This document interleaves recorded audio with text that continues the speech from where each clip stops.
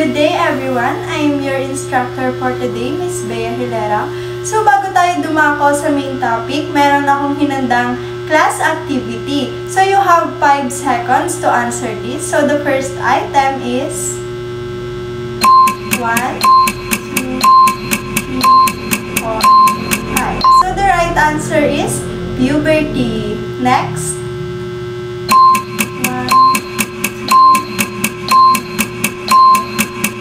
So the right answer is female. Next. 3, 4, 5. So the right answer is physical changes. Next. So the right answer is breast development. Next. So the right answer is voice change. So the right answer is Adam's apple. So the right answer is acne.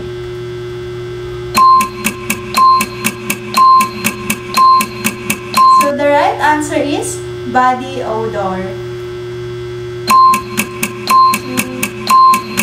4, 5. So the right answer is hair growth.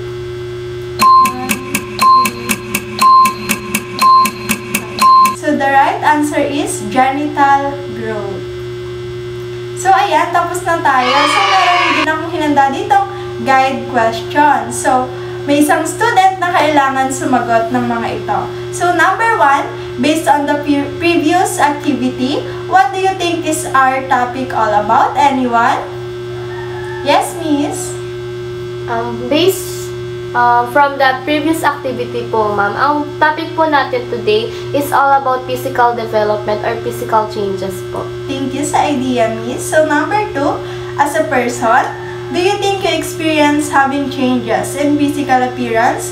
If so, then what kind of your physical appearance changes? Anyone? Yes, Miss? For me po, ma'am, naka-experience na po ako ng physical changes in my life. And the most visible na physical changes na I've encountered or experienced is yung breast development po. Okay, thank you so much.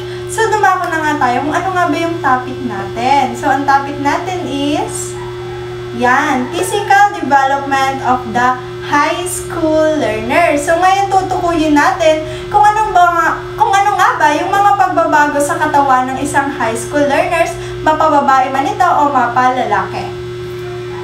So, ayan, dumako muna tayo or tukuyin muna natin kung ano nga ba yung mga objectives for today. So, at the end of the lesson, the students will be able to describe the major physical changes that occur during puberty.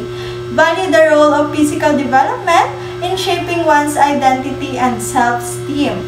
Demonstrate appropriate actions in response to the physical changes experienced during puberty. So, physical development. Physical development in high school learners involves rapid body growth or yung mabilisang pag-develop or paglaki ng katawan, hormonal changes. Ayan, so yung utak natin is masyado na nagiging active tapos magre-release na siya ng mga iba't ibang hormones para ma-trigger yung ating physical development.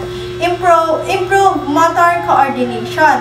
So, ang motor coordination is pagtutulong ng dalawang parte ng katawan mo. Like hand-eye coordination. Halimbawa, may kukunin ka. So, hindi naman pwedeng nakapikit ka tapos kukunin mo yan. So, kamay lang yung ginagamit mo doon. Hindi pwede. So, kailangan mo ng mata and kamay. So, that is called hand-eye coordination. And increasing physical strength. Ayan. So, kapag nandito tayo sa phase ng physical development, mas nadadagdagan yung ating physical strength from the word itself. Physical strength, ito yung lakas ng katawan. So, these changes play a crucial role in shaping their identity, confidence, and health behavior as they transition into adulthood. So, ayan, na-discuss na natin kung ano nga ba yung physical development. So, ngayon, tutukuyin naman natin kung ano nga ba ang mismong katawagan sa pagbabago ng katawan ng isang high school learner. So, ang katawagang ito is puberty. Ayan, puberty. So, puberty is the physical changes during adolescence are mainly caused by hormonal activity that starts during puberty. The pituitary gland releases hormones that stimulate the sex glands. So, ano nga ba yung pituitary gland? So, ayan, as you can see sa image, ang pituitary gland is isa siyang parte ng utak kung saan siya yung nagtitrigger sa mga, or siya yung nagre-release ng mga hormones papunta sa sex organs. So, ang sex glands, so, hindi siya same na sa boy and sa girl. So, may kanya-kanya tayong sex glands. So, ang sex glands sa boys is yung testes, and ang sex glands sa girls is yung ovaries. So, to produce testosterone and estrogen. So, yung testes ng boys is, ang pinoproduce niya is testosterone, and yung pinoproduce naman ng ovaries sa girls is yung estrogen. So, these hormones trigger growth spurts, body shape changes. So, itong mga hormones nito is tinitrigger niya yung growth spurts, body shape changes, or yung hubog ng ating katawan. Ayan, yung pagbabago ng mga hubog ng katawan ng isang high school learners. And the development of secondary sexual characteristics like body hair. So, ayan, aware naman tayo na kapag nasa puberty stage ka, may mga buhok na tumutubo sa iyong underarm and sa pubic area or sa private area. Deeper voice, especially for boys, sa mga lalaki. Ayan, lumalalim yung kanilang mga boses kapag nasa puberty stage na sila. And breast development, especially for mga girls. Ayan, so lumalaki yung dibdib nila kapag nasa puberty stage na sila. So, yan, sexual maturity. So, in this part, magpo-focus muna tayo sa male or sa mga lalaki. Ayan. So, secondary male sex characteristics are stimulated by testosterone.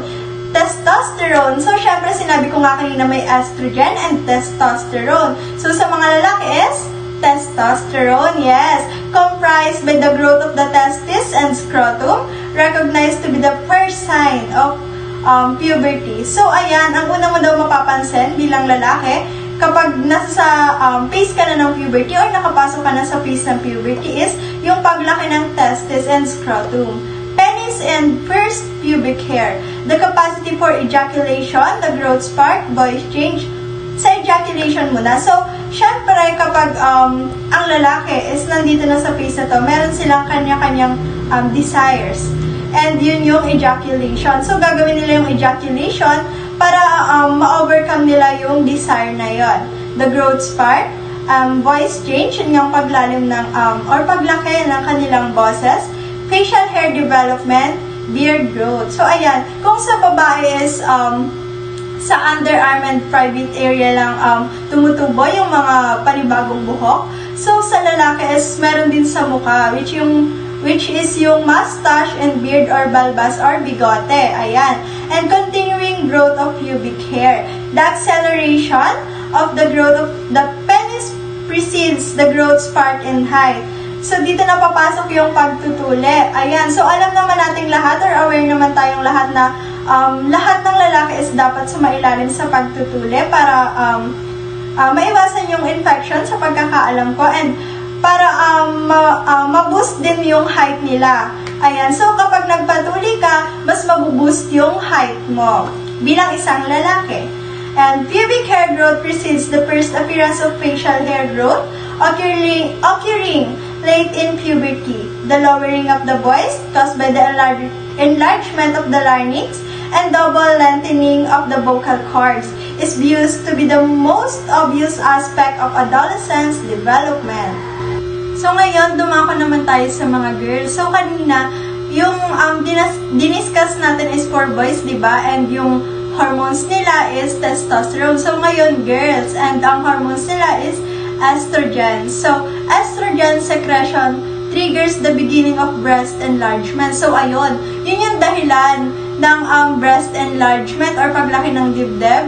the appearance of pubic hair o yung pagtubungan ng mga buhok, and the widening of the hips or yung paglaki ng balakang natin, growth spurt, and first menstruation. So, ayan, estrogen ang may kasalanan ng lahat ng yan. So, the elevation of the female breast is the first external sign of puberty in girls. So, ayan, kung sa lalaki as paglaki ng testes yung unang mapapansin kapag nasa puberty phase ka na, so sa girls is yung breast enlargement or paglaki ng dibdib. So, while the growth of the uterus and vagina accompanies continued enlargement of the breast. So, generally, so according to module ni Dr. Corpus, so may kanya-kanyang may kanya-kanyang age yung mga girls kung kailan sila dadalawin ng kanilang first menstruation. And may pinagbabasihan din siyang percentage ng population ng girls kung saan ito kabilang. So, ayan, generally, girls achieve menarche beginning 11 to 11.5 years old, which is kabilang siya sa 5% ng population ng girls, up to 12 and to 12.5 years old naman, kasama ito sa bilang ng 25% ng population ng girls. And the most common is age 13. Yes, 13 years old, which is kabilang ito sa 60% ng population ng girls. So, kayo, students, ilang taon kayo nung dinatnan kayo ng inyong unang dalaw? So, anyone? Yes, Miss? Ayan. Sa akin po, ma'am, I have my first menstruation po at the age of 12 po. So, ayan, kabilang ka sa 25% ng population ng girls. So, ayan, thank you so much. So, ayan, nandito, makikita nyo yung age range or typical age range kung saan nag-i-exist or uma-attack yung puberty sa atin. So, sa girls, around 8 to 13 years old, and sa boys, around 9 to 15 years old. So, dito, may list dito kung ano nga ba yung mga physical changes or yung mga mapapansin nating pagbabago sa ating katawan kapag tayo ay nasa puberty phase na. So, physical changes. So, in girls, growth of breast, start of menstruation, o yun ngang monthly period, hips widen, growth of pubic and underarm hair. So, in boys naman, boys deepens, growth of facial, underarm and pubic hair, shoulders broaden, ayan. Then, increase in muscle mass, enlargement of testes and penis. Number 2 is growth spurt. So, both boys and girls grow rapidly. Yes, in height and weight during puberty. So, kapag nasa puberty phase ka na, so parang ang bilis ng lahat, height and weight mo, parang mabilis itong mag-boost kapag nandun ka sa phase na to. And number 3 is skin and body changes. So, kapag nandito ka na, magbabago yung texture ng skin mo. So, magiging oily, ganyan. So, skin may become oilier, yes. Some teens experience acne and increased sweating and body odor. So, the ideal masculine and feminine physics. So, kapag nandito tayo sa mga phase na to, meron tayong may emotional changes, and dito na papasok yung ay gusto ko nito, ay ayoko nito, ganyan, yung parang ang pangit ng mata ko, ganon. So most adolescents, these are an ideal body, so which is the same as being physically attractive or handsome in face. So features of the eyes, nose, lips, hair, and madami pang iba. So, yun yung kadalasang hindi tayo kontento, gusto nating baguhin, ayan. So, in body, yung sa face yun, diba? So, sa body naman, tall and muscular for boys, and tall and slender for girls. So, yun yung mga gusto nating ma-achieve. So, the ideal body, it's important that adolescents feel confident about their body image. So, napaka-importante na kapag nandito ka sa phase na to is kaya mong dalahin yung sarili mo with confidence. So, the physical features of the human body, facial looks, body size, color of skin, and many more, depend on genetic heritage which must generally be respected. So, however, with advancement in hair and skin technology, change in hair color and skin are no longer impossible. So, sinasabi dito na sa panahon ngayon, hindi na imposible yung magpa-change ng color ng buhok, na magpaputi or magpa-tan skin kasi madami ng supplements, lotions, soaps, etc. na magpapabago sa mga anyo nito. Ayan, so dumako naman tayo sa tips. So, para saan nga ba itong tips na to? Bakit may ganyan? So, syempre, kapag nasa puberty stage ka na, ma-overwhelm ka. So, to overpower that overwhelming pakiramdam, yan. So, ito yung pwede mong gawin. So, cleanliness and grooming. So, syempre, madaming pagbabago, may mga buhok na tumutubo. So, cleanliness and grooming is very important, syempre. Hahayaan mo na lang yun doon? Hindi pwede. So, cleanliness and grooming is the key. And proper wearing of clothes, following current style. So, syempre, nagdadalaga ka na, nagbibinata ka na, so kailangan ayusin mo yung pananamit mo. So, unlike nung bata ka, for girls, bubuka-buka ka din, yung sando mo, wala ka pang panloob na bra. Yan. So, kapag nandito ka na sa stage na to, hindi pwede yan kasi sobrang pangit siya tingnan kapag lumalabas ka tapos nakaganon ka lang. And then, for boys naman, alam naman natin na sa mga batang lalaki, comfortable din silang lumabas nang naka-brief lang, as in brief lang. So, ang pangit din nun. So, mag-short naman kayo and magdamit kasi hindi din appropriate kapag nandito ka na sa puberty phase. And erect bodily posture. So, ayan, erect bodily posture. So, igihin or ayusin yung bodily posture mo kapag nasa phase ka na ito. So, ayan, tapos na ang ating lesson for today. So, may hinanda akong reflection. So, magtatanong ako or may babasahin ako and kailangan may sumagot na isang student sa unahan. So, here's the reflection. So, think of a personal reflection about the physical changes you have gone through. Think deeply about your experiences, feelings, and observations related to these changes. Afterward, share how you manage or adjusted to them. Ayun. So, anyone? Yes, Miss Luce?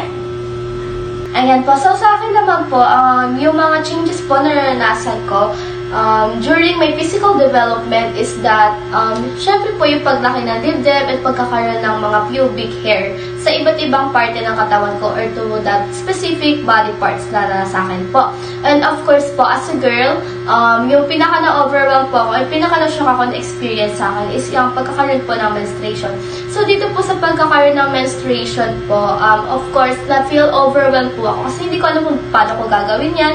Also sa mga pubic hairs kasi nung bata pa ako, of course, lagi akong tawag dito, lagi ako nagsasando, ganyan. Pero as I grew older, or as my physical body develop po, nagkakaroon po tayo ng mga changes nga po, diba? So, dito po, hindi na ako masyado nagsasando, ganyan. Tapos, ang nakakapag-adjust naman po ako by that is through, yun nga po, yung grooming or shaving or waxing po, ganyan. So, naman po, dito po, sa physical develop ko po, ang ginagawa ko po to overpower that is that, yung cleanliness po ng sa katawan ko. So, very hygienic na po ako ngayon. Unlike po nung sa past. So, ayun lang po. Thank you so much, ma'am. So, ayan. Thank you so much, Miss Luce. So, may hinanda ako ditong quiz. Ilang items na quiz lang naman yon para malaman ko talaga kung may natutunan nga ba kayo. So, I'm sure naman na may natutunan kayo, diba? So, I hope na pagbutihin yung pagsasagot ng quiz. So, ayan, that's the end of our lesson, the physical changes in high school learners.